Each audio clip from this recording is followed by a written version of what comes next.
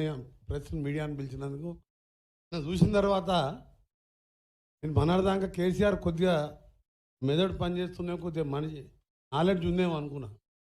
కానీ నిన్న 4 గంటల ఇంటర్వ్యూ అంతా చూడలే. నేనే కాదు, వాడు టీఆర్ఎస్ వాళ్ళు కూడా చూడకుండా బహుశా ఏం మాట్లాడుతున్నావు, ఎందుకు మాట్లాడిండో, ఎందుకు ఆయన సొంత ఛానల్ ఉండి పెట్టుకోక ఆ ఛానల్కి ఎందుకు పోయినో అర్థమవుతుంది. ఆ ఛానల్ని గతంలో ఆయన ముఖ్యమంత్రి కాగానే బ్యాన్ చేసిన 6 నెలలు సంవత్సరం పరిజ్ఞానికి టీవీ ఎవరు చూడాడు కాబట్టి దానిలో పెట్టుకొని అట్టుండు.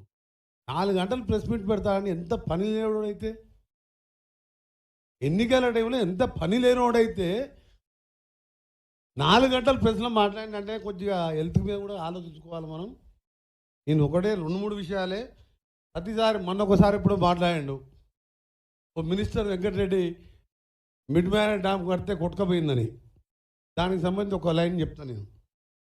ఆ name of the work construction of balance work of formation of mid Manair reservoir near Manwada Boinpalli mandal Karimnagar district agreement number 5 2005 and 6 dated 10/2/2006. నాకు సంబంధం లేదు కంపెనీ, సుషి కంపెనీ మా రాజగోపాల్ రెడ్డికి సంబంధించింది కాదు, అయినా నా కంపెనీ అన్నాడు కాబట్టి అది కూడా డీటెయిల్ తీసుకొచ్చిన క్లారిఫై చేయాలి. ఎందుకంటే ఆ మెంటల్ గానికి తెలియదు, నాకు సంబంధమే లేదు, కాంట్రాక్ట్ కాదు కదా. నేను యూత్ కాంగ్రెస్ ఎన్ఎస్ఓ నుంచి నేను ఏ బిజినెస్లో లేను, ఎన్నిసార్లు చెప్పినా అర్థం కాదు. అయితే ఆ కాంట్రాక్ట్ ఎప్పుడు 2006లో అగ్రిమెంట్ అయింది. ZBS రత్న సుషి అనే జాయింట్ వెంచర్, అది 339.39 crores ఒరిజినల్ కాంట్రాక్ట్ వాల్యూ అయితే వాళ్ళు తీసుకున్నది -16.505 లెస్కు ఐపీఎం వాల్యూ అని దాని బెంచ్ మార్క్ వాల్యూ. అది ఆ వాల్యూలో 339 వాల్యూలో వీళ్ళు 255.95 crores వర్క్ చేసి బ్యాలెన్స్ వర్క్ 83.44 ఉన్నప్పుడే contract was terminated under clause 60C GO number 756 dated 2010లో క్లోజ్ చేసుకున్నారు. అంటే కాంగ్రెస్ గవర్నమెంట్లో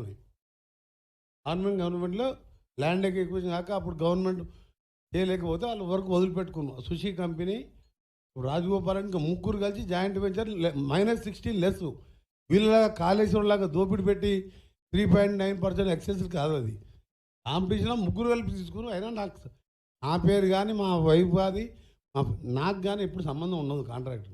ఎన్నోసార్లు చెప్పిన, అయినా కానీ 2 సార్లు తీసుకున్నాను ఇప్పటికి.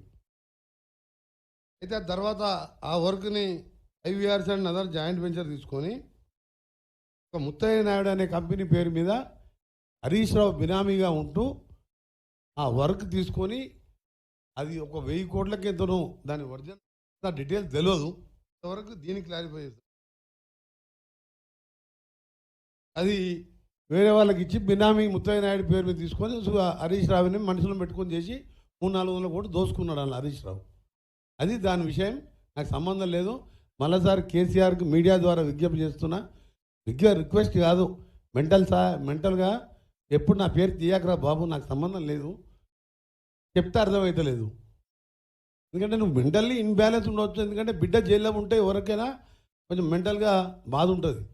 అది కూడా లిక్కర్ అమ్మి ఒక ముఖ్యమంత్రిగా 10 ఏళ్ళు పనిచేసి కొత్త రాష్ట్రం తెలంగాణ రాష్ట్రం దేశమంతా పరువు తీసి లిక్కర్ కేసులో జైల్లో వండుకుంటా రోజు కోర్టులపై ఇంకా కస్టడీకి వెళ్ళి కోర్టుకు వచ్చినప్పుడు బయటకు వస్తాడు ఇట్లా అంటుంటా చెయ్యవా?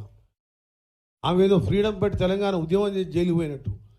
సిగ్గుండాలి కేసీఆర్ నా పేరు వాడటానికి. తెలంగాణ కోసం మంత్రి పదవి వదిలిపెట్టుకొని తెలంగాణ కోసం నిజంగా నిరాహార దీక్ష చేసిన నీలాగా vitamin D injections, right to information మా గోనె ప్రకాష్ తీసుకొచ్చిన అన్నీ ఉన్నాయి నా దగ్గర పేపర్లు. నాకు 50 ఏళ్ళు కూడా బతకొచ్చు.